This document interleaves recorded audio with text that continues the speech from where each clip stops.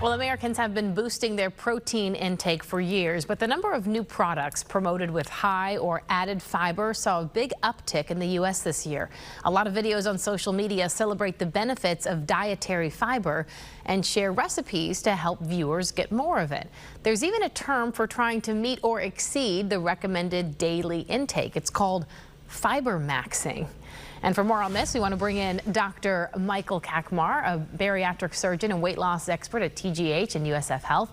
He's also an assistant professor of surgery with USF Health. So thanks so much for being with us, Doctor. Thanks so much for having me, Ali.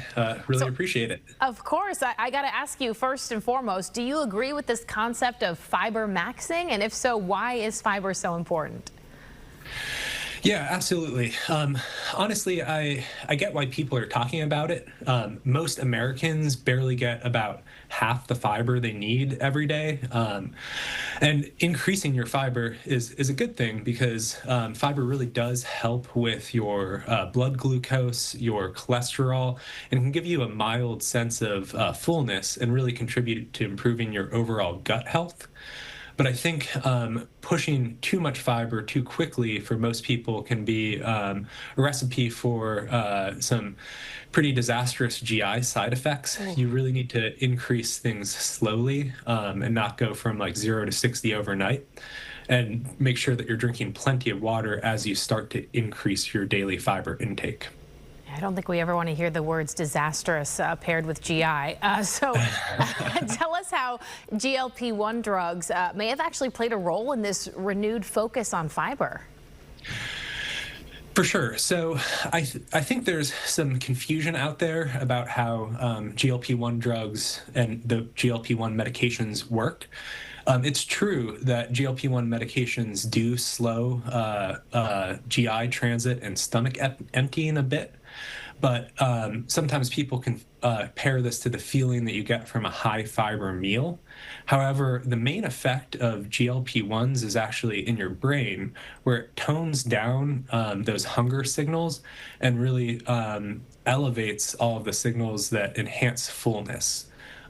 While there's some evidence to suggest that having a healthy amount of fiber in your diet will increase your own body's ability to create GLP-1.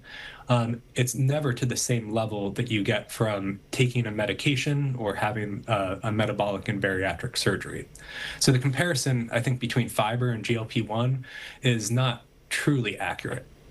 Okay, that's some good information there. What would you say are some other things that people can consider when it comes to weight loss?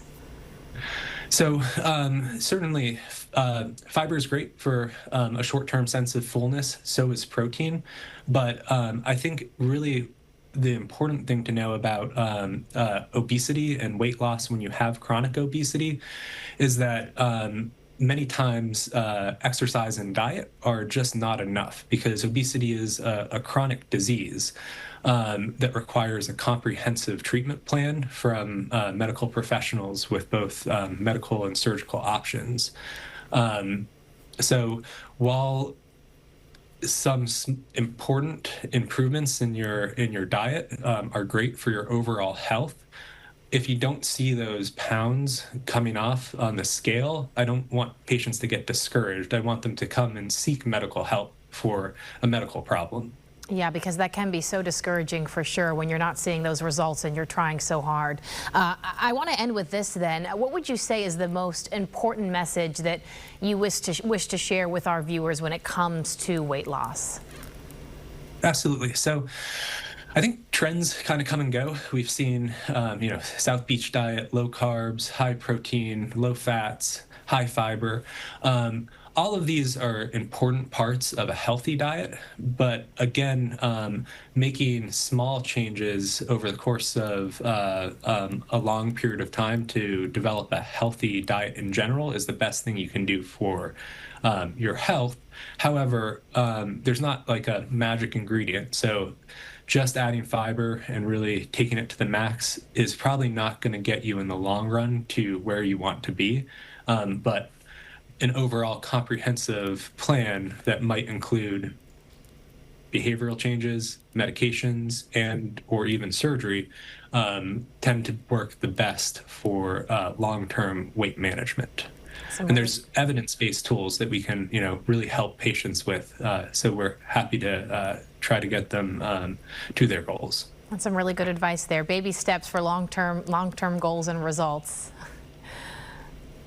Dr. Kachmar, thank you so much again for your time and insight. We appreciate you being on with us. Thank you.